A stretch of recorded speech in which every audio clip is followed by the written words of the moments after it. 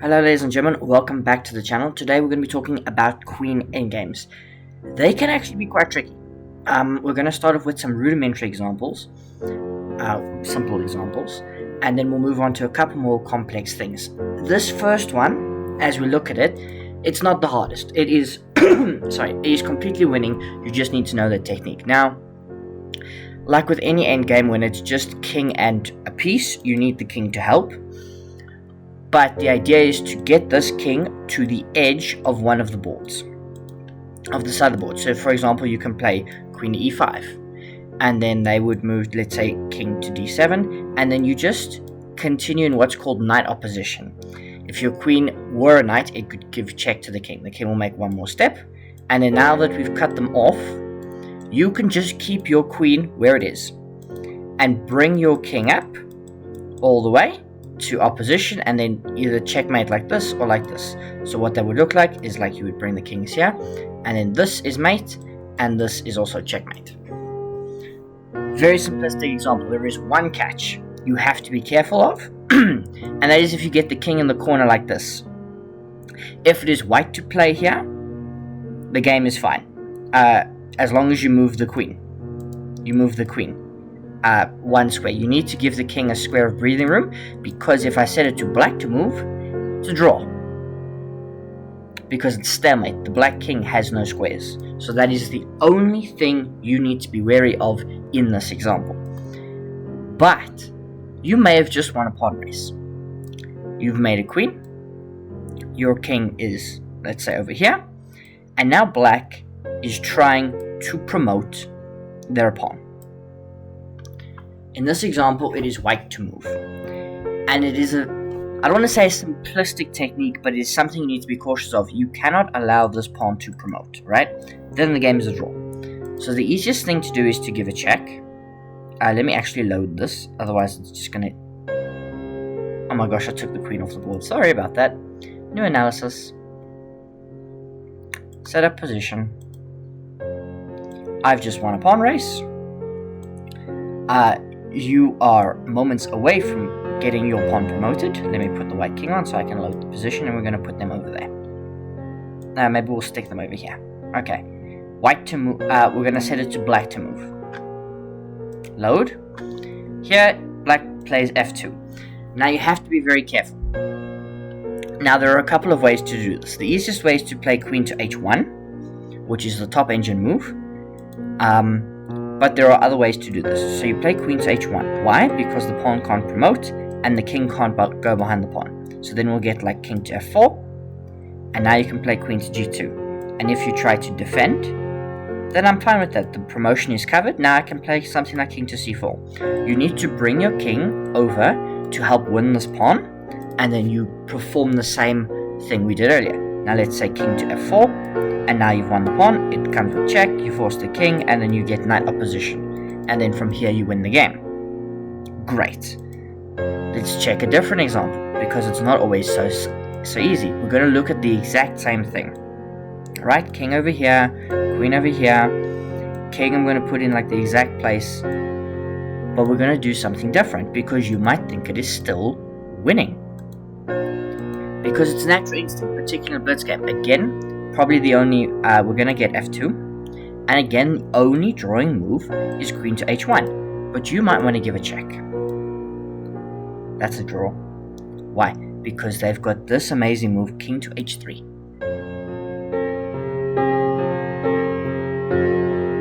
And let's say you play queen to f7, right? Protecting this. I've got king to g2. Let's say you play queen d5, check. King to h2. Can't get to h1, and now I say, well, I'm pinning the pawn. That's great. King g1. Now you have got to play something like queen e3, pinning. But I can play king to h1. You have got to be very careful, because they can give this pawn up. Because if you take it, it's a draw by a stalemate. That is the thing. Playing these Queen Endgames, you have to be so careful of stalemates. I hope touching the mic didn't cause too much of a problem. And you would say, but I would never fall for that. In a blitz game, you will. In a blitz or a bullet game, you will snap that pawn off. So you have to be careful and precise. It is only really the bishop pawns that give you this problem, where there is this king to h1 move, which basically forces a draw, because they've always got it in their back pocket once the pawn gets to f2. And they'll just never push it, and they will allow you to take it, and have this trick in the back of their minds. Okay, let us look at one particular example here of a queen versus queen endgame. Now, to be crystal clear, right? If, let's say, we're in this kind of position as I begin to set it up on the board, okay, and we've got almost the exact same pawn structure, except maybe we're going to put the queens obviously not facing each other, but something like this, right? This is a draw. Even if I move this to the outside, I think it's still a draw. White's got some play to have. What if I make it a c pawn? Yeah, still winning for white. What is the trick? Well, white is going to look to push this pawn.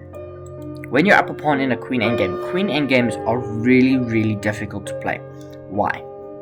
Well, it comes down to the fact that queens are the most powerful piece on the board. And it's not just their power. They are able to deliver perpetual check. That is the crux of the matter.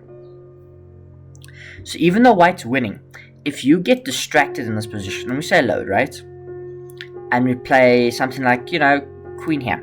Just by the way, in this type of scenario, black cannot trade the queens. White's got to be careful, because if you take like this and you bring the pawn closer, the black king might be able to get to it. Okay? Queen a1 check. You can play queen f1 or king g2. Let's say you play queen f1, but now I'm getting close to your pawn. And if you go back, then I give here. And now you can't go back, you've got to play king to g2. Queen b1 is a nice move, pinning. And now you might want to be tempted to give checks. Check, here, here. Black's fine repeating moves. They may push this, but that creates a weakness. You've got to be so careful in queen and pawn endgames when they're both queens on the board about creating weaknesses for your king. Because that is now something white can go and try and win while keeping defense of this. And it's not always easy, but something like queen c4, attack and defend. And because you take this with check, then you're able to always get back and defend this pawn. And then you would be up 2 pieces. So let's play, for example, queen c4. Okay, now I've got queen b7 check. And you've got to make a decision. You can play king g1, but then I'm going to give you another check.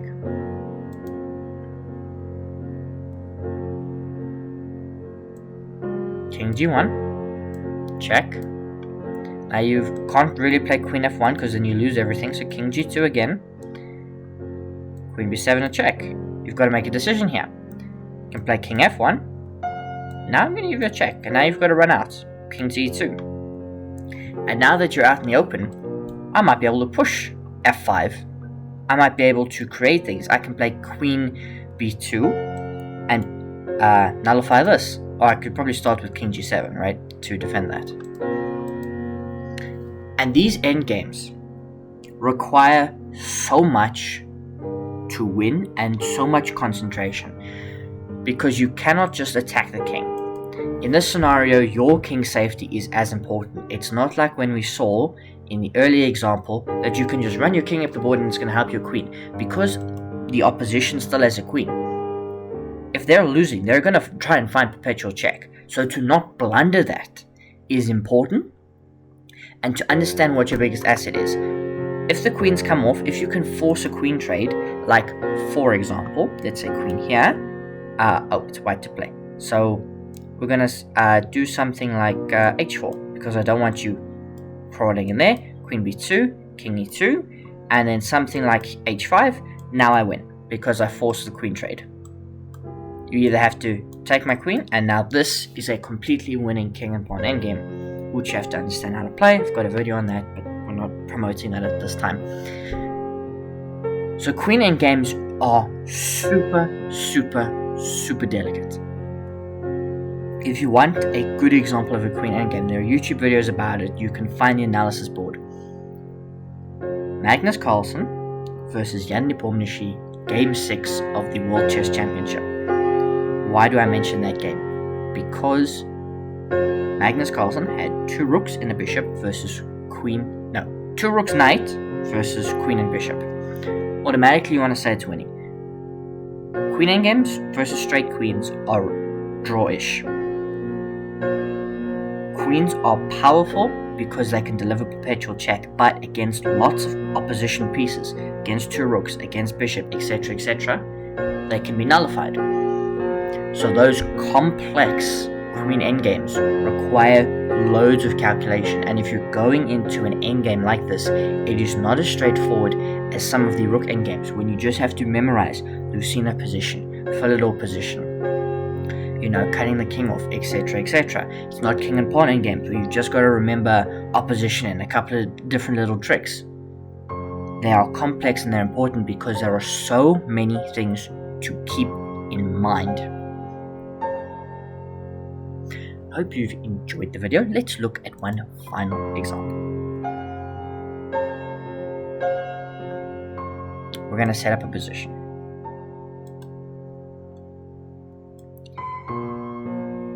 Queen and king. H-pawn. Here. White to play. This is a draw. Now, why is this a draw? Because this pawn is an H-pawn and it is about to promote. And it is very difficult to stop. You might say, well, Queen C2, right? Check. King H1. But that's simple. Give check. And now here. The problem is, every time the king moves, you're threatening to promote. And you basically cannot stop it. Because let's say Queen E1, here. You can't get close enough to stop the king. You can try, but you can't actually get close unless they let you, and the king will always be able to have one square to protect it, and there's no other file to pin the pawn to buy you a move. In previous examples, when the pawn was closer in the board, what you would do is you'd be able to pin it to the king on this diagonal. So for example, if we could move to A, B, C, D, E, F, G, H, I3, which doesn't exist, but if we could move to square I3 and pin the pawn to the king, it would be winning for white, because you could buy that move and allow your king to get closer. Because you don't have that, it's a draw. And this is something that you need to keep cognizant of when you're down and when you're up, because it can lose you games and it can win you games and it can draw you games when you otherwise would have lost. Because, think of this position logically, right? Unless your opponent does something stupid, like give up the pawn by going to f2, they can just stay in the corner. And it is the same problem you have, and if you try to go here, I'd promote. And unless your king is close enough, there's nothing you can do. I can give check, but then watch this, boom. Bam. Bam. Queen trade, we end with kings. One final bonus trick that you need to know. Pawns on the A and H files, they're great. They're outside pass pawns more often than not, and they can just run down the board and they are hard to defend against. But even when you're trying to promote them, if you've run out of pieces, it can be a draw. I'll leave you with that, ladies and gentlemen. I hope you enjoyed the video. It was just the brief introduction into Queen Endgames. If you want more, please let me know in the comments below.